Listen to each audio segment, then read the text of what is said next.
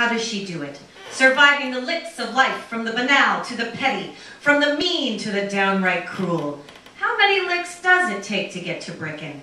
Please welcome to the stage, Brickin'!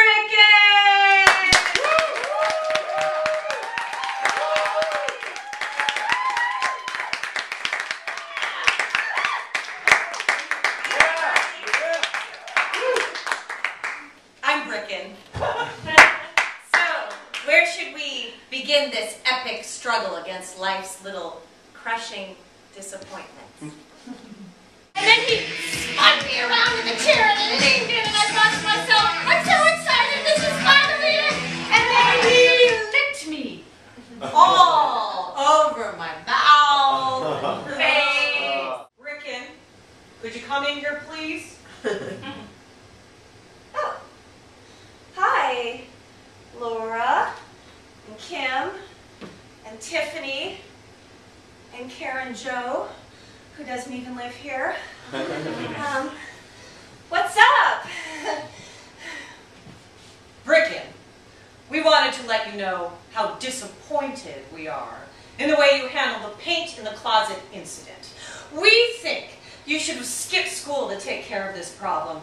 And we wanted to let you know this is the last straw. We don't like you. Oh. No one at school likes you. And those who seem to like you are just being nice. We checked. Oh, yeah! Yeah! My bicycle flew out from under me, and as I was in midair, I remember I redirected my fall, not because I wasn't wearing a helmet, but because my sister-in-law's wedding was in 3 weeks, and I didn't want to have a broken nose for the pictures. Oh, Megan's gonna kill me! Oh. And I landed on my elbows and my butt, and I had this burn on the inside of my thighs that was the shape of the bike seat because I had held on so hard trying to defy gravity. Corner where there's a free clinic, and I come in with all these cuts and my arm dangling, and the nurses took one look at me and they ushered me into this side room and tell us what happened. Oh, I fell off my bike, and no, it's okay.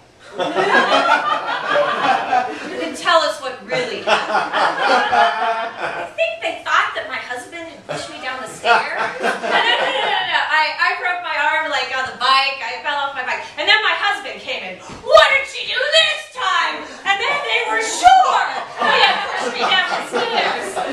Just to clear that up, it was the bike.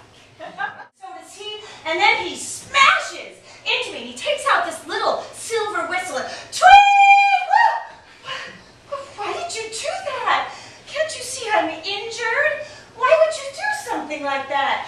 Tweet! You're walking on the wrong side of the road. Tweet! You need to learn to walk on the right side of the road. What are you talking about? We're not in cars. Besides, I'm injured. Doesn't that count for something? No! Tweet! You need to learn. Tweet! No! You need to learn, you complete asshole. Get that whistle out of my face, or I'm going to take it with my one good arm, and I'm going to shove it so far down your throat you're never going to blow it again. Fuck! And then he ran away and down the street. I had out-crazied a crazy. I was a real New Yorker now. I had stood my ground. I belong here. You can't lick me. This is my city. My city! My song started. It must have been the wind. It must have been the wind. My ears are sharp. I heard the heart, but it must have been the wind. Pretty good so far. The audience is swaying. My mom is smiling like, what's wrong? It seems fine. And then the winds, the winds. My ears are sharp. I heard the heart, but it must have been the wind. And in the photo, you can actually see the moment where all my confidence in singing flies out of my body. Look at the horror on my face and my shoulders trying to make their way up to my ears. I'm pretty sure I have this look on my face every time I'm disappointed. Oh. I was getting ready to do this show for the very first time, And I woke up on the morning of the show. I was folding the programs and making a little pile to take to the theater with me. Checked my phone, and my mother had called 4 times. My dad had died. I had to stop what I was doing and fly to California to be with my mother and go to the funeral. At the funeral, I thought to myself, I'm never doing that show.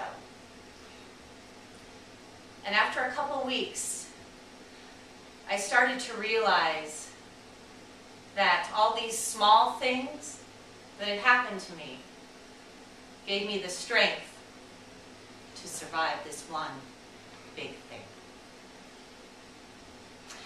When I was a little girl, my dad would babysit me, and he was an artist. He would put his big canvas in the middle of the living room and paint, and he would always paint to Tommy by the Who.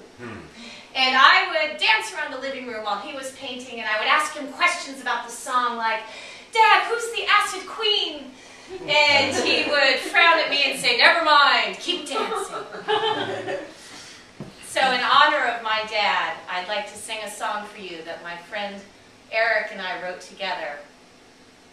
We're going to rock in honor of Dad. Honey, let's rock.